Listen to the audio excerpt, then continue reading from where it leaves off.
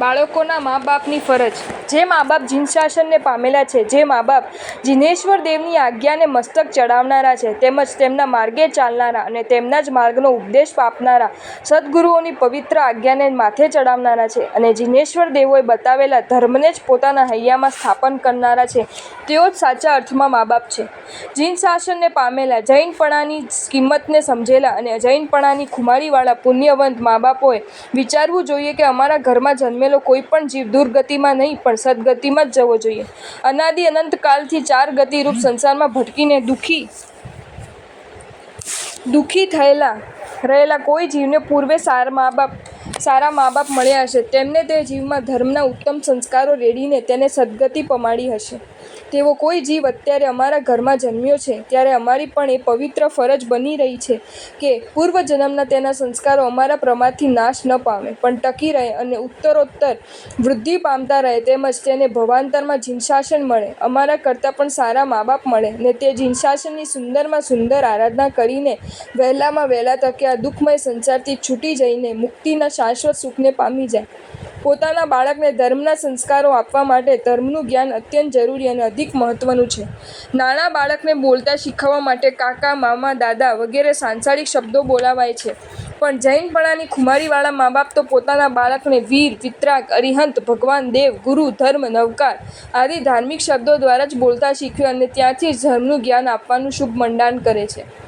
બાળક જ્યારે જન્મે છે ત્યારે તેના કાનમાં બીજા શબ્દો પડતા પહેલાં ધર્મના જ શબ્દો પડી જાય તે માટે તેને સૌ પ્રથમ નવકાર મંત્ર જ સંભળાવવામાં આવે છે, એટલે કે સૌ પ્રથમ ધર્મને જ આગળ કરવામાં આવે છે. તેવી જ રીતે ઘર સંસારના સર્વ કાર્યમાં પણ વિવેકી જીવોએ ધર્મને જ અગ્રસ્થાન આપવું જોઈએ. એટલે બાળકને શીખવતી વખતે પણ તેની જીભથી પ્રથમ નવકાર મંત્રનું નમો બોલાવવું જોઈએ, નહીં તો તેના મુખમાંથી પ્રથમ શબ્દ ધર્મનો જ નીકળે અને તેનું મુખ પવિત્ર બને. જેને મા બાપ આ પ્રમાણે પોતાના બાળકને ધર્મનું જ્ઞાન આપવાના શુભ મંડાણ કરે, તેને નવકાર મંત્ર શીખવે અને તે રોજ વારંવાર તેની પાસે બોલાવ્યા કરે. એ જ રીતે આગળના બીજા સૂત્ર પણ શીખવે અને રોજ રાત્રે તેની પાસે બોલાવે. પછી યોગ્ય વયને પામે ત્યારે તેને પાઠશાળામાં મોકલે અને પોતે ઘરમાં ભણાવવાનું પણ ચાલુ રાખે.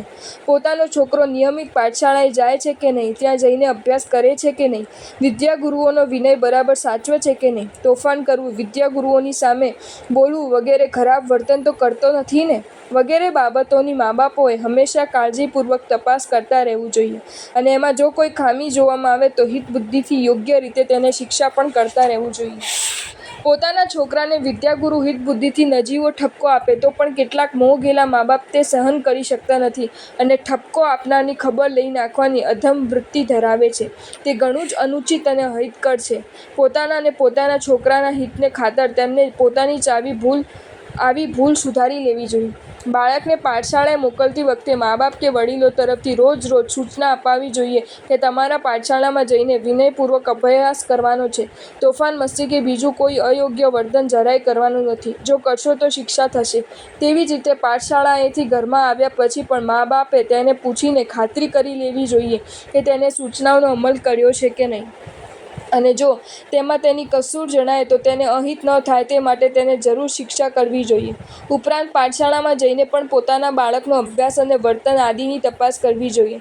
ઘર આંગણે જ્યારે શુભ પ્રસંગ હોય ત્યારે વિવેકી મા બાપ પાઠશાળામાં અભ્યાસ કરાવતા વિદ્યાગુરુઓને ભૂલે નહીં. પોતાના બાળકની સાથે ભણતા પાઠશાળા વિદ્યાર્થીઓને પણ ભૂલે નહીં. પાઠશાળામાં અવારનવાર પ્રભાવના આદિ કરવા દ્વારા તેમને અભ્યાસમાં પ્રોત્સાહિત રાખે. આજના મા બાપ પોતાના સંતાનોને વ્યવહારિક શિક્ષણ આપવા પાછળ એટલો આર્થિક ભોગ આપી રહ્યા છે, તેનો 10મો ભાગ પણ આત્મહિતકર સબ્જ્ઞ જ્ઞાનનું દાન કરતી પાઠશાળા ચલાવવામાં આપે તો પણ આપણી પાઠશાળાને ખૂબ જ સુંદર રીતે ચાલતી રહે. વિવેકી, હિતેચ્છુ અને જૈનપણાની ખુમારીવાળા મા બાપોએ પોતાની આ તમામ ફરજો સારી રીતે બજાવતા રહેવું જોઈએ. જો તમને આ વિડીયો ગમ્યો હોય તો આ વિડીયોને લાઈક કરો અને મારી ચેનલ જૈન ફેક્ટ્સ એન્ડ સ્ટોરીઝને સબસ્ક્રાઈબ કરો. ધન્યવાદ.